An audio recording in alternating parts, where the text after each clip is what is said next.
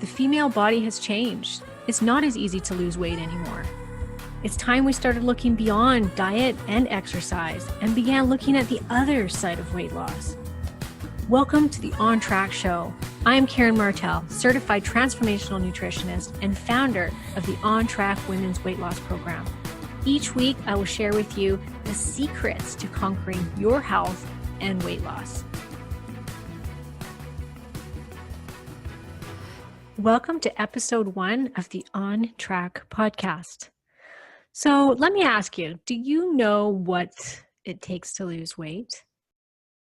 I'm guessing that you're going to say something like calorie counting, exercise, macro counting, right?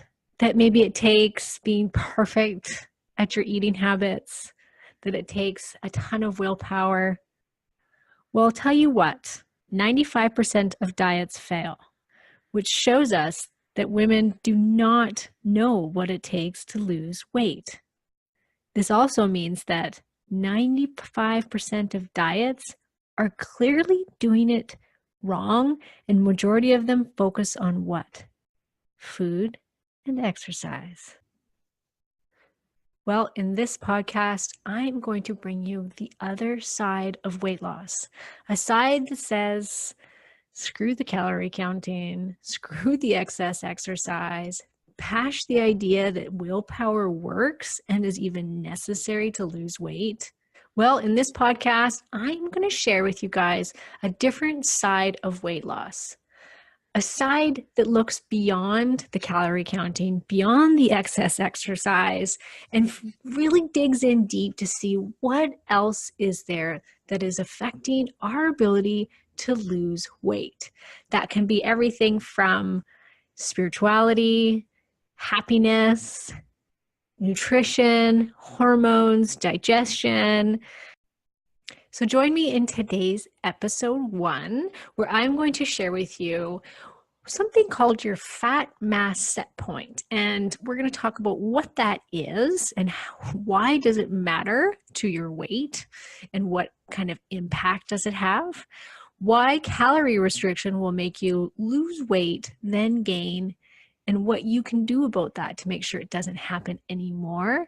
What calorie restriction does to your metabolism, what ultimately drives your weight up, and what you absolutely have to do to successfully lose weight and keep it off. All right, so let's jump in. So initially, as you all know, when you cut calories, or when you, let's say you hop on the next best diet, you lose weight. In most cases, most people do. They hop on the diet, the first month in, they lose 10 pounds. They're like, yes, woohoo. It might be a couple months in, they steadily lose weight, and because they've cut their calories, they're exercising more, and then suddenly it stops. And the first response that I usually see that women do, myself included, is they start to cut their calories more. They start to look to their carbs, maybe their macros. They'll look to their carbs. They'll look to their protein. They'll be like, okay, I need to lower my calories. I need to lower my carbs, maybe up my protein. And sometimes that works, but a lot of the time it doesn't. So then slowly and inevitably, what happens is the diet gets harder and harder to stick to because you're lowering your calories, you've lowered your carbs, and you're exercising more, and suddenly you're having to really fight once again with willpower in order to lose weight. In hindsight, you think afterwards, if only I had enough willpower, or I must have cheated too much because that just didn't work. Or, I didn't exercise enough. That's why I failed at this diet. Or, I ate too many carbs. Or I had too many calories. Whatever it is, right? You've got your excuses. And I know you've probably got a million of them like I did, right? Where you're like, okay, well, this is why it didn't work. Or vegan must just not be a good diet. I might have to just do Atkins diet or whatever it is, right? You've got your excuse.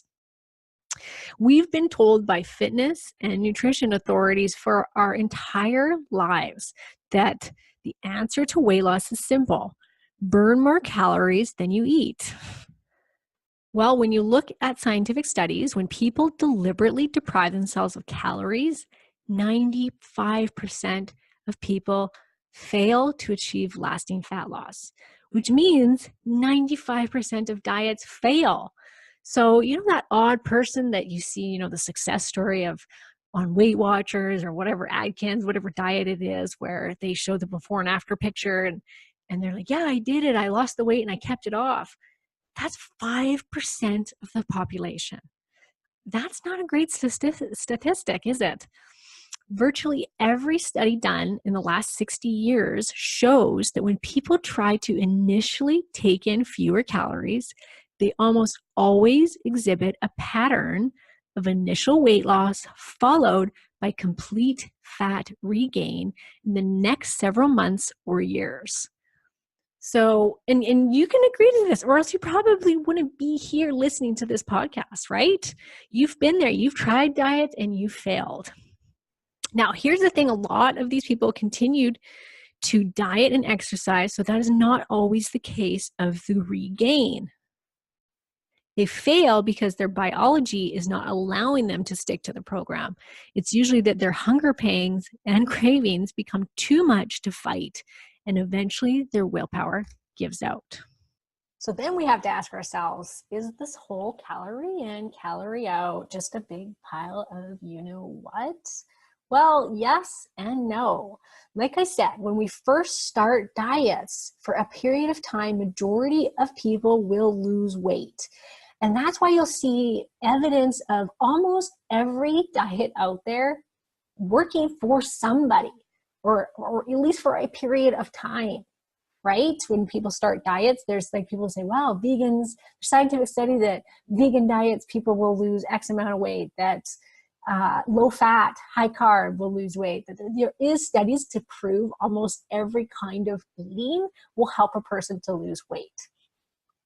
But what begins to happen is after a period of time, your body says, hey, there isn't a lot of food around, because that's how your body talks to yourself, right? But no, the body will start to say, hey, there's no food around and I'm hungry. We got to do something here or we won't survive. We always have to remember, we have like what I call ancient brains. Our genetics have barely changed since we were hunter-gatherers. And on the inside of these ancient brains of ours, we still think that we are in like hunter-gatherer times and we're still cavemen having to go in search of our food. That's why we're driven to eat the high caloric, sugary, high fat foods, because it's your body saying, hey, quickly eat some of that. So put some fat on in case we go through a famine or in case we don't see a lot of this food for a while. Eat lots of it. This is high calorie food. This is what we want. We're driven to eat. We are wired to eat those foods for survival. And that is still how our brain thinks. It doesn't know that we've got shelves full of food everywhere and that we have our fridges stocked at all times and our cupboards stocked at all times. This is why it's so hard. So many women blame themselves for not having the willpower to not eat the cake or not eat the high sugar foods. But your brain is so wired to eat those foods. Really, truly, it is. And because our genetic makeup is still built for survival, that after a period of calorie restriction, the body will start to say, hey, there's not a lot around, like I said, and start slowing down the metabolism because we don't want to die, right? We want to be able to procreate, which is what inside we are built for, is to procreate and keep the human race going. Well, we can't have babies if we don't have fat on our bodies, right? Women need fat on their bodies in order to grow a child inside of them. So your body will start to go, okay, we better just slow down because if not, we might not survive. So in the beginning, your body will try to eliminate that deficit of energies, the deficit of calories you created, either by burning off your body fat, which is great, woohoo, right? We want that, or doing something else, which in most cases will eventually happen at some point, right? This is also where the dreaded weight loss plateau comes in. So studies show that yes, we first burn off fat, but then the old weight loss stall happens. This will happen at different times for people. I've seen it happen 2 months into a program. I've seen it happen 1 year into a program. So what causes this stall? Well, your metabolism slows down. And there's 3 metabolic adaptations that occur. 1, it decreases thyroid hormone. And if you don't know what your thyroid hormone does, you can kind of think of your thyroid hormone like your metabolism. It's how fast is your metabolism running. It's driven by your thyroid, okay? So what's the first thing that will start to happen when there's too long of a caloric deficit? Your body will naturally drive down your thyroid because it wants to conserve energy. It wants to lower the metabolism because it thinks that there's not a lot of food around. And this is very, very, very common. One of the number 1 causes of hypothyroidism, well, number 1 is Hashimoto's, but number 2, one of the higher ones is chronic yo-yo dieting. Chronic calorie restriction causes hypothyroidism. And we are in an epidemic of women with hypothyroidism right now for many reasons. But a big part of it is this, in the last, I would say 40, 60 years, we have been chronically dieting, right? So it is one of the causes of hypothyroidism. Number 2, it destroys muscle because muscle burns more energy up than fat does. The more muscle you have, the more fat you burn. That's the truth. So what's the body? Your body's super smart. So it's going to say, you know what? We better start burning up the muscle because we need the fat. The next one is it will cause you to feel tired. Why? Because it wants you to slow down. It wants you to decrease your ability to exercise in order to preserve energy. So this is how smart your body is. It's going to say, you know what? Let's drive down energy because we need to preserve. We need to not burn calories here because there's obviously not a lot around. Okay, so this is very common. Bottom line, when the metabolism slows, so does fat loss. Weight loss is not about willpower. It is about your physiology and your biology, ladies, period. The trick is to work with your biology, not against it. Our bodies are built and hardwired for survival. So we have something called the fat mass set point, which is essentially a biological feedback system that is designed to keep our body weight stable over time. Your body will fight you tooth and nail in order to keep you at that fat mass set point. It's very unfair, but explains clearly why diets fail. So the only way to change this set point, this very irritating set point that we have, is to remove the factors that's causing your body to want to store fat. And worst thing you can do is starve yourself. And it's always the first thing women think that they have to do. Because we are still hardwired for survival. You always have to remember that, okay? If your body perceives there is a shortage of food, it needs to protect you by lowering your metabolism. It's built to help us survive as a species. It doesn't realize there's food around every corner, okay? Okay, now that we understand calories in, calories out doesn't work to some extent, or eventually it doesn't work. Let's discuss what the heck happened as human beings that suddenly created an obesity epidemic in the last 50 years. Because for hundreds of thousands of years, you guys, we stayed lean effortlessly. So what happened? All of a sudden, about 50 years ago, we started getting fat. So why? Why suddenly did we start eating more calories? Did we just wake up one day and say, hey, let's just start eating an extra 500 calories a day? No, we did not. It's because we feel hungry and want to eat more. we need to look at the environmental factors that drive our biology to overconsume calories. So now we can say, let's work with our biology instead of against it. Instead of saying, let's eat less, which clearly doesn't work, instead we need to eliminate the factors that caused us to start eating more. We have to get to the root of the problem, which is different for everybody. We're going to go for some of the most common reasons today. But being overweight by definition is dysfunctional body fat set point system. Okay, so how do we correct this set point? Well, we need to remove the factors that caused your body to malfunction in the first place, right? So like I said, this is going to be different for everybody. But there's a couple that definitely across the board that we have to look at first. Number one being, of course, the food that you're eating, right? We can't disregard the food in the diet.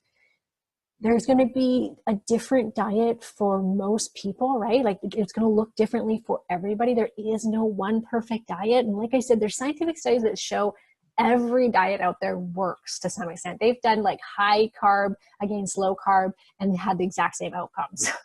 So it is kind of, what is it that your body needs in order to lose weight? Okay, so number one is the high food reward. So this is obvious, ladies. It is all those amazingly tasty foods that drive you to eat more of them, which do tend to be the higher carbohydrate foods, right? Because they're going to release more blood sugar, which then goes to the brain and says, "Whoo, we like that. This is like high calorie, high sugar stuff. This is going to help us put fat on. Give me more."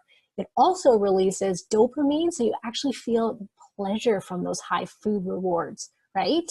You get that little payoff, let's call it. They've actually done a study where they've looked at sugar and what it lights up in the brain compared to cocaine.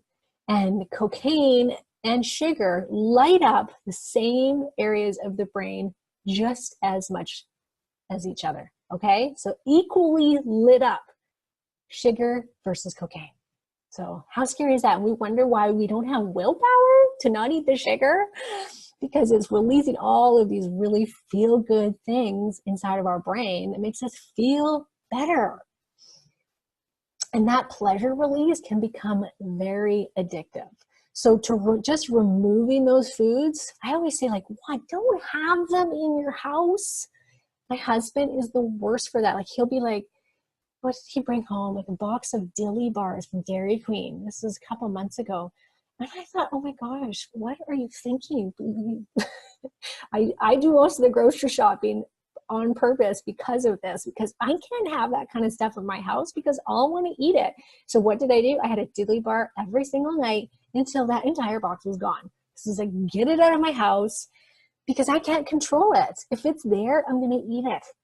So don't lie to yourself. Don't think you're going to have the control. Get it out of your house so you're not tempted to eat it, okay? This is super important. Get rid of those high food rewards, okay? These foods not only become super addictive, they're also driving you to eat more calories, okay? We develop what kind of like a little threshold that drives us to eat more of the same in order to get the same level of pleasure, right? It's like a drug addict. It's like the alcoholic. What used to get them drunk doesn't get them drunk anymore. And they got to drink twice the amount. Same goes with sugar. That threshold changes and you have to eat more of it to get the same payoff. If you've ever done a cleanse or ever done a low carb diet for a period of time, you're going to know what I'm talking about here, because I remember going super low carb for a month and then going out and eating something that had sugar in it. I think it was like an apple, actually, now that when I'm really thinking about it. I think it was that, like, it was just fruit. And I ate an apple and it was so sweet. It tasted gross. It actually tasted gross. It gave me a headache. I was like, what? How can this be? It's an apple. But that's because my threshold had gone down. All right, so when we start eating for pleasure rather than to fuel our body, basically that pleasure system in your brain will start to override the body fat set point feedback system. So high rewarding foods are foods like fat, refined sugars, foods that are mixed with artificial flavorings that are, that are literally professionally engineered to maximize the reward factor in your brain. It's hyper rewarding food. Okay, so we want to obviously find the diet that's going to be right for us that does eliminate these high reward foods. And some people need to go super low carb and go like ketogenic style. Some people need to be paleo. Some people just need to just eat a simple whole foods diet. So that it can be different for each one of you. So second factor, which is something I see every single day, all day long in my practice, that has one of, like, besides diet, will have the hugest impact on whether or not your body is going to be able to lose weight. Do you know what that is?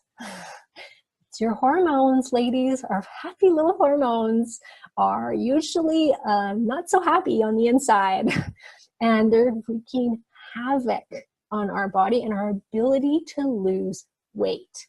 Okay, so I would say that it is with weight loss resistance. So let's say you're eating right, you're exercising.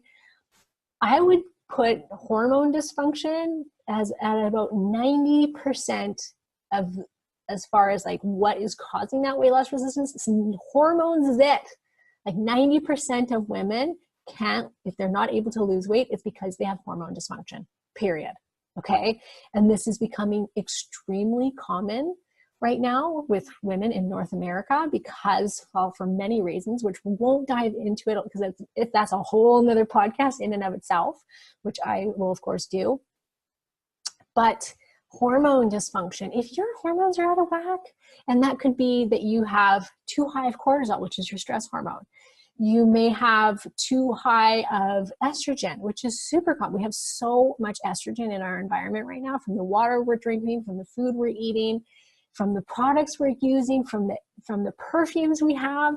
Like, all of it creates what is called estrogen mimickers in our body. So we are bombarded by estrogen mimickers right now, which is causing women to be fat and infertile. All right. So in the stress, let's jump back a sec here at the stress one. We are full of stress right now. Everything from the fact that women are, we're not only still the main caregivers, but we're also, holding a job 5 days a week, 9 to 5 kind of thing. We're still the main caregivers of the children. We're still cleaning the house. We're still cooking. In most cases, it's not for everybody, of course, but in general, this is what I see, is women are still wearing all the hats, right? But they're also working now as well. There is nothing worse than when you are putting the efforts into losing weight, you're eating the right foods, you're exercising, yet you lose little to no weight. In the OnTrack Women's Group, we help you to discover what is stopping you from losing weight, and you get the help that you need so you can finally get the body that you are working so hard to get. Join the community of like-minded women that have discovered their weight loss code at KarenMartel.com/OnTrack. Now back to our show. So yes, stress is huge when it comes to weight loss resistance. If you have really high cortisol or really low cortisol, which is your stress hormone, your body will not be able to lose weight. Testosterone. Do you know the number one cause of infertility right now for women is something called polycystic ovarian syndrome? And guess what it's caused by, ladies? Sugar, which then drives testosterone up. So if testosterone goes too high, it makes weight loss impossible for a woman. Okay, so that's another very common one. We're seeing low progesterone, we're seeing low DHEA, all of these, we're seeing insulin resistance, which is from too much sugar. All of these things combined, which is very often in women, it makes it, like I said, impossible to lose weight. So that is definitely number 2 on our list. Number 3, which people don't ever consider this one, but number 3 is disrupted circadian rhythm.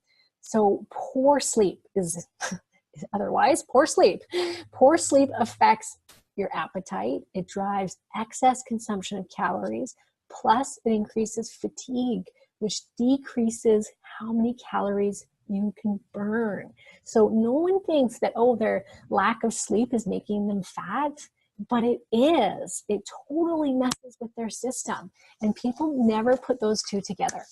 So you have to make sure you're getting proper sleep, that you're taking a break from screens, because the blue light on the screens is messing with our circadian rhythms. Okay, so good sleep, dark, blacked out room. And once again, we could do a whole episode on just the quality about getting sleep and how important it is. So I'm going to leave it at that get to sleep, ladies. You have to. If it means you'll lose weight, get to sleep, right? Okay, so another one is our digestion. So another thing that I think a lot of women really put that together, that digestion can cause them to gain weight if they have a poor digestion. I think we've all kind of come to the we're very accepting of digestive issues nowadays. You know, people come into my office, oh yeah, I've got chronic heartburn. I've been on, the PPIs forever, the proton pump inhibitors, and yeah, it's just, I don't know what it's from. And I'm like, yeah, but this is not good. You can't live with heartburn every day. That's not normal. Being bloated, being constipated, having diarrhea, all of these things are digestive issues, and they directly will impact your hunger levels. They'll impact your brain.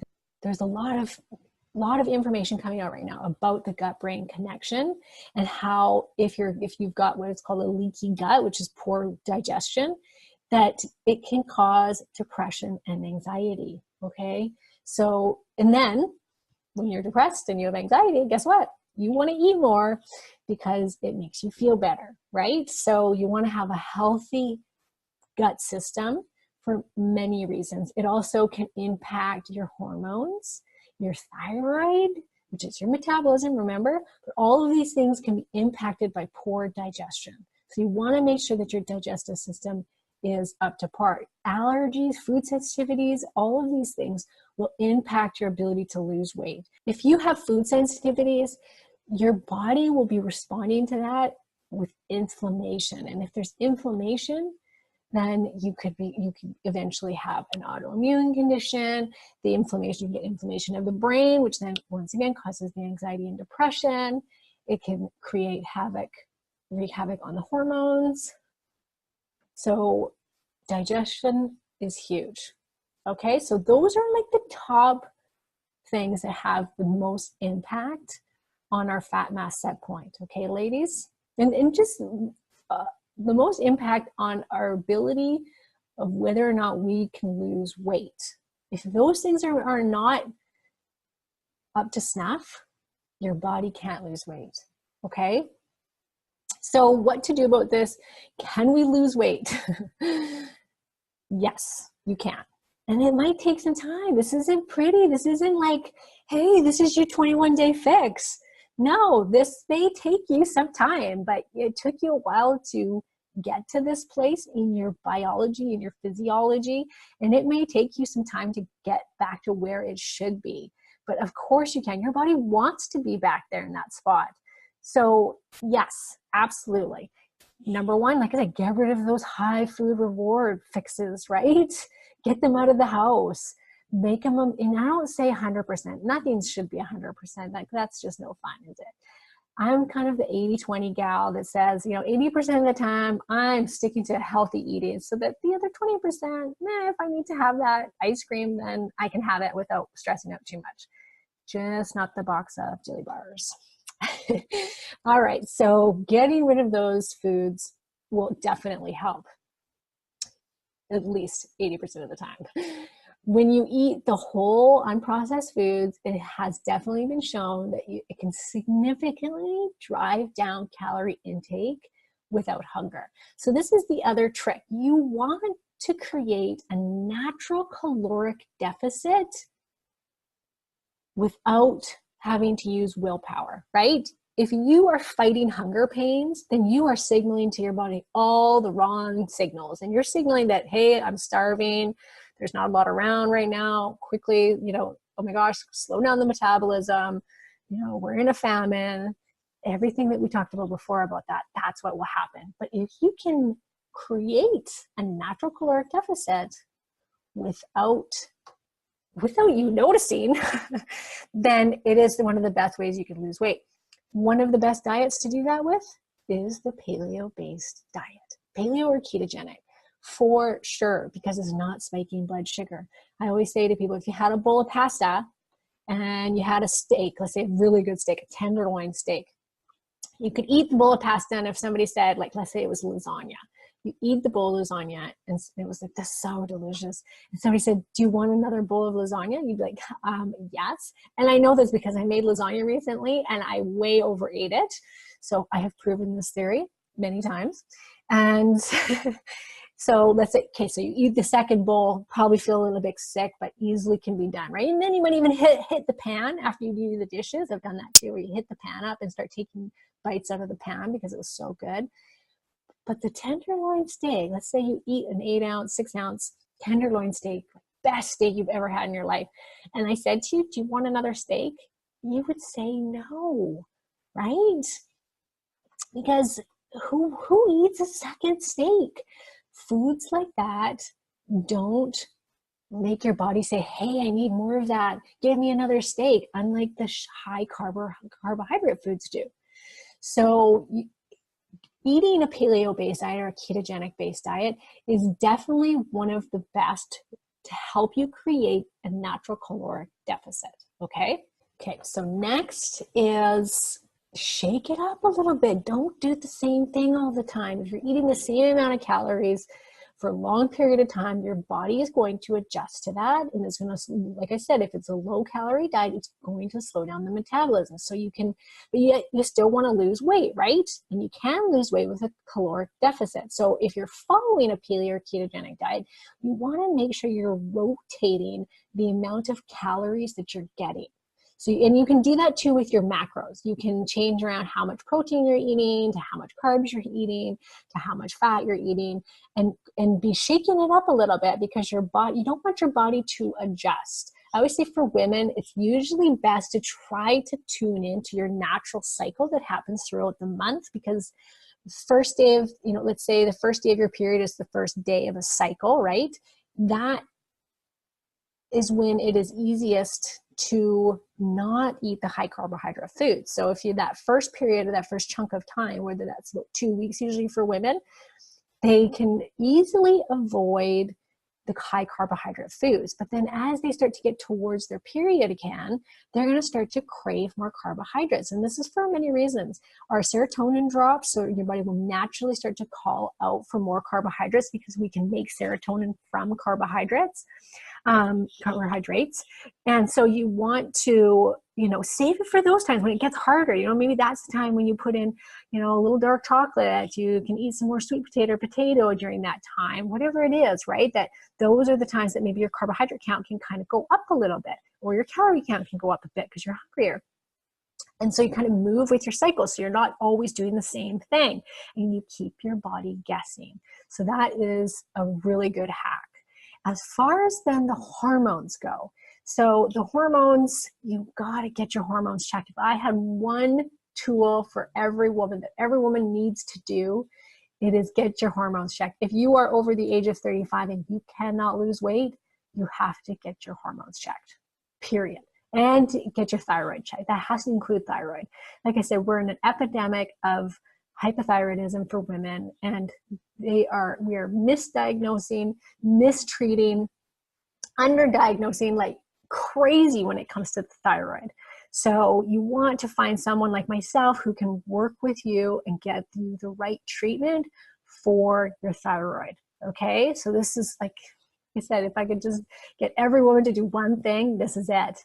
You have to get your hormones checked, and you have to get them in balance in order to get the weight off, period. Okay? Period, ladies. You absolutely have to. Okay?